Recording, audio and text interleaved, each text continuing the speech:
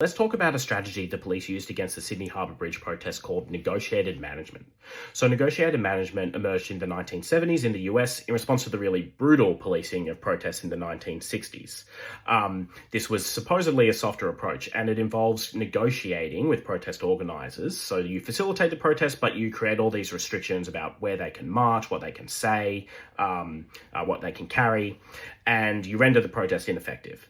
But supposedly less violently. When participants step out of those restrictions, the police will attack them and they'll hold the protest organisers to account. So they get the organisers basically to police their own followers because the organisers are going to be held responsible for anything that goes wrong in the police's eyes. This is the approach the cops tried to take with the March for Humanity on the Harbour Bridge. As I discussed in a previous video, they were unsuccessful in court.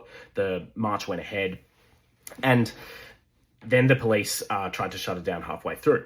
I'm not part of the Palestine Action Group. I'm not privy to any conversations that the organisers had with the police on the day, but I do know negotiated management, and it would have gone something like this. As they approach the north side of the bridge, the cops tell the organisers, actually, you can't cross the bridge. There's no space. It's dangerous. You need to turn around and go back. Never mind that the police had a week to prepare for this and seemingly only realised there was an issue once the bridge was full of people. What do the protester organisers do in this situation? It's really difficult. If they comply, then yeah, maybe the protest will be less effective, but in this situation, the bridge was already full of people. It was already a very successful protest.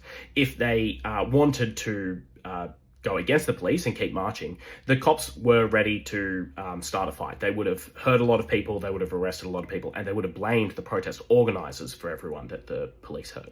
So I think they made the right call in the end. The Palestine Action Group had to decide quickly. They got their marshals to take people safely back out of a pretty dangerous situation. Now, this speaks to two broad approaches you can take with negotiated management. I'll call them compliance and avoidance. With compliance, you go along with the restrictions.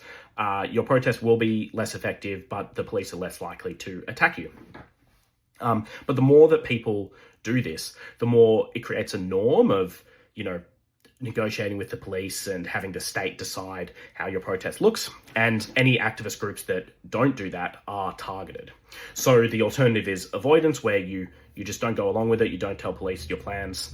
The police will probably respond badly to a lot of this stuff. But the more it happens, the more you normalize that the state doesn't get to control your protest. So, I lean towards avoidance. I don't think the state should be stage managing our demonstrations. But if you want to learn more about this, go to anticop.com.au and read our article on crowd control strategy.